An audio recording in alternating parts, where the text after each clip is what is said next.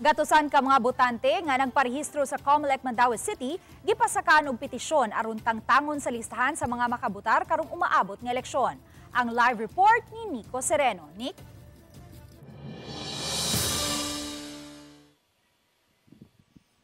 Yes, may karong hapon formal nga gisang at kining maong kaso nga nagkwestiyon sa registration ining moabot sa 600 ka mga botante kung taga Mandaue ba gyud sila o nagparehistro lang para sa eleksyon karong Mayo. Karong hapon gipasaka ang petition for exclusion of voters sa Metropolitan Trial Court in Cities o MTCC. Giduso ang maong petisyon ni kanhi ABC President Ernie Manatad.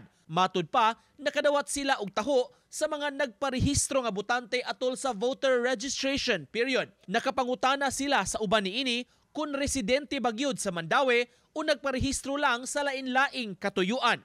Matud sa abogado, ang ilang mga tawo mihimo og verification didto sa kabarangayan sa mga pangan nga ilang nakuha. May kailana or kanang wala gid sila gapuyo or kana yung gigit sila taga diri like they personally know nga kani mga tawhana wala ni gapuyo diri. Kanang lagi sila address kay pangatagaan man na mga taga pagililuan man na.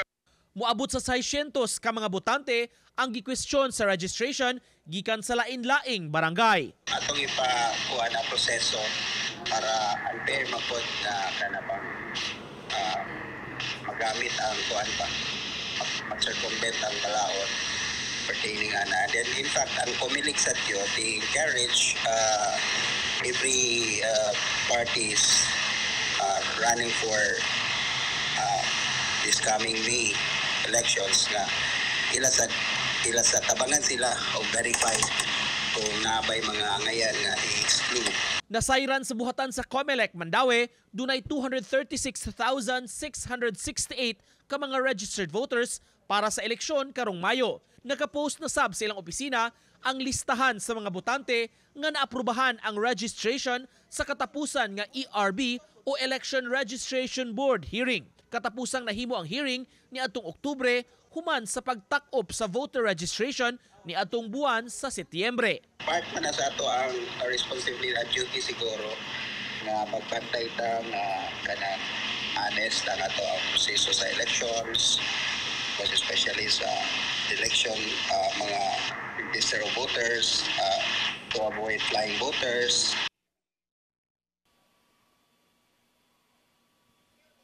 Maigisuwayan nato pagkuhag habig sa grupo sa One Mandaue kabahin ni mga akusasyon ug mga pagduda sa pikas kampo niining maong gihulagway nila nga questionable nga mga botante sa statement nga gipadala nila karong hapon ilang gisalikway kining mga akusasyon may kay matud pa lain na sab kining aligasyon rang wala ba ko nila ing mahunahunaan ang taga-pikas kampo kabahin ini. Ang importante kuno matud pa nila nga magpadayon ang ilang pagserbisyo o pagtrabaho sa mga Mandawihanon kay mao kini ang gikinahanglan sa katawhan og isalikway nila kining maong isyu nga gipasangil batok sa ilang kampo nga subay sab sa napasaka nga reklamo karon lang gyud nga hapon. May Daghang salamat, Nico Sereno.